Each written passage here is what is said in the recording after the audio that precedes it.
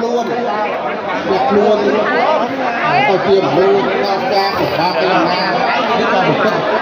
được học sinh sinh được thành phố đóng cái nhỏ cho xe tôi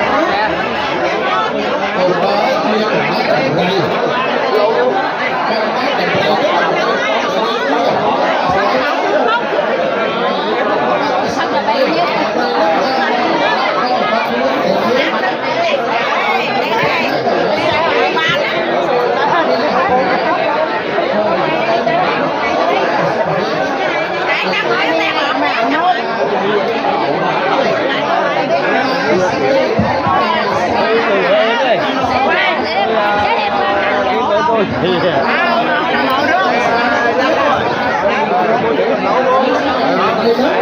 ở đây quay phim